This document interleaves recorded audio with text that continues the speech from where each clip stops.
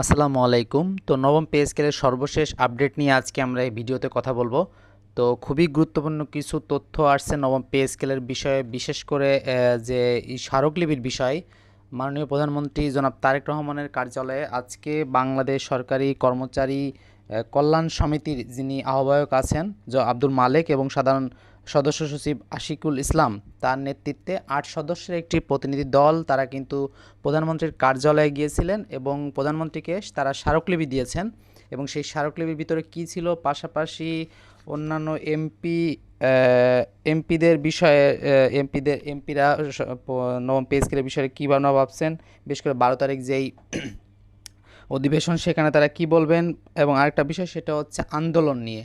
অর্থাৎ আপনাদের আগেই জানিয়েছিলাম যে যদি তারা যে আন্দোলনের ডাকটা দিয়েছিলেন বাংলাদেশ সরকারি কর্মচারী দাবি আদায় ঐক্য পরিষদের, যে 15ই মার্চের ভিতর অর্থাৎ ঈদের আগেই যদি নবম পে স্কেল বাস্তবায়ন করা না হয়, তাহলে কিন্তু তারা 18 তারিখ থেকে এক বিভিন্ন ধরনের কর্মসূচি বা আন্দোলনের ডাক দিবেন এরকমটা। তো প্রথমে আসি যে ৮ সদস্যের যে প্রতিনিধি দল আজকে মাননীয় প্রধানমন্ত্রী কার্যালয়ে যে স্মারকলিপিটা দিয়েছেন এবং তারা সেখানে যে দাবিটা করেছেন সেই বিষয়টা নিয়ে কথা বলি।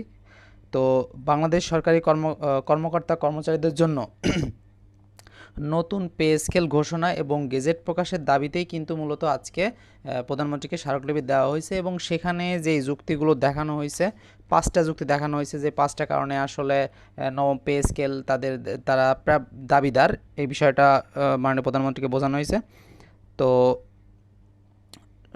তিনার বলেছেন যে একটা পে স্কেল মূলত 5 বছর অন্তর অন্তর দেওয়ার কথা, কিন্তু গত 12-11 বছর যাবৎ তারা পে স্কেল পাচ্ছে না, সেই হিসেবেও পে স্কেল দেওয়ার দাবি। এছাড়া তিনারা যে আরেকটা যে দাবিটা বা যুক্তি দেখিয়েছেন সেটা হচ্ছে দ্রব্যমূল্যের অস্বাভাবিক বৃদ্ধি গত কয়েক বছর যাবৎ, তারপরেও তাদের এই বেতন সেটা আগের 15 সালের সেই অষ্টম বেতন কাঠামোর অধীনে রয়ে গেছে। পাশাপাশি সরকারি চাকরির মর্যাদা ও আকর্ষণ কমে যাওয়ায় বর্তমান পে স্কেল এটা যুক্তিযুক্ত দ্রুত সময়ে দেওয়ার জন্য।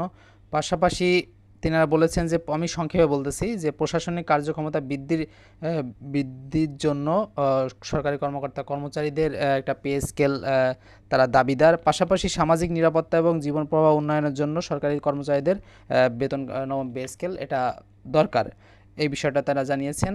এবং আপনারা একটা বিষয় খেয়াল করবেন, বা যত সংগঠন আছে চাকরিজীবীদের, প্রত্যেকটা সংগঠন কিন্তু তারা যার জায়গা থেকে কিন্তু চেষ্টা করে যাচ্ছেন যেন ঈদের আগেই পে স্কেল দেয়। এরই ধারাবাহিকতায় কিন্তু কিছুদিন আগে আপনাদেরকে বলছিলাম যে ম্যাক্সিমাম এমপিদের তারা স্মারকলিপি দিচ্ছেন যেন 12 তারিখে অধিবেশন, তিনারা যেন ওইখানে গিয়ে পে স্কেলের বিষয়ে কথা বলেন। এবং সর্বশেষ লাস্ট স্টেজ যেটা মাননীয় প্রধানমন্ত্রী জনাব তারেক রহমানের কাছেও কিন্তু এই স্মারকলিপিটা দেওয়া হয়েছে, যেন ওই সংসদ সদস্যদের বক্তব্য বা ওই পে স্কেলের বিষয়ে তিনি অবগত হন এবং এই বিষয়ে প্রয়োজনীয় পদক্ষেপ গ্রহণ করেন।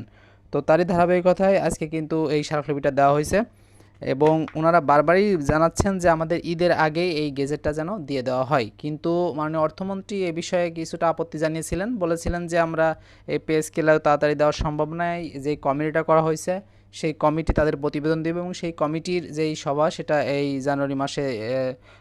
মার্চ মাসে অনুষ্ঠিত হবে দ্বিতীয় সভা। এবং আরও কয়েকটা সভা অনুষ্ঠিত হওয়ার পরে কিন্তু তারা সরকারকে একটা রিপোর্ট দেবে যে কিভাবে এটা বাস্তবায়ন করা যেতে পারে। এর আগে কিন্তু মাননীয় অর্থ প্রতিমন্ত্রী জানিয়েছিলেন যে আমরা এটা এক ধাপে বাস্তবায়ন করতে পারবো না, আমাদেরকে ধাপে ধাপে অর্থাৎ 3টা ধাপে বাস্তবায়ন করতে হবে।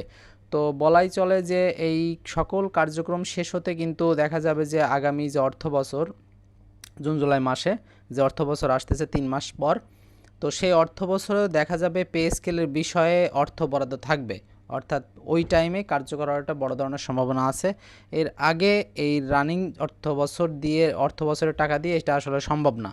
তো এই কারণে অর্থ প্রতিমন্ত্রী এবং অর্থমন্ত্রী এই বিষয়টা বলেছিলেন। তারপরেও 12 তারিখ সংসদে অধিবেশনে দেখা যাক তখন কি হয়, যেহেতু সকল কার্যক্রম সকল সংগঠন তার যা জায়গা থেকে কিন্তু প্রয়োজনীয় পদক্ষেপের অংশ হিসেবেই কিন্তু তা স্মারকলিপি দিয়ে দিচ্ছেন যেন ওনারা এই বিষয়টা তাদের নলেজে রাখেন। তো পাশাপাশি আপনারা সকলে জানেন ম্যাক্সিমাম এমপি মন্ত্রী যারা হয়েছেন তারা কিন্তু পে স্কেলের বিষয়ে আগে কথাবার্তা বলছিলেন। তারা যেমন মাননীয় অর্থ প্রতিমন্ত্রী, যেহেতু পে স্কেলের সম্পূর্ণ দায়িত্বই হচ্ছে মাননীয় প্রধানমন্ত্রী, পাশাপাশি অর্থ মন্ত্রণালয়।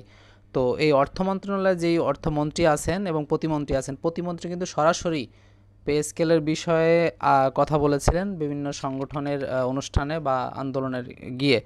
তো দেখা যাক, যেহেতু ম্যাক্সিমাম এমপি মন্ত্রী পাশাপাশি যেমন মাননীয় শ্রম ও কর্মসংস্থান প্রতিমন্ত্রী জনাব নুরুল হক নূরও এই বিষয়ে কথাবার্তা বলেছিলেন।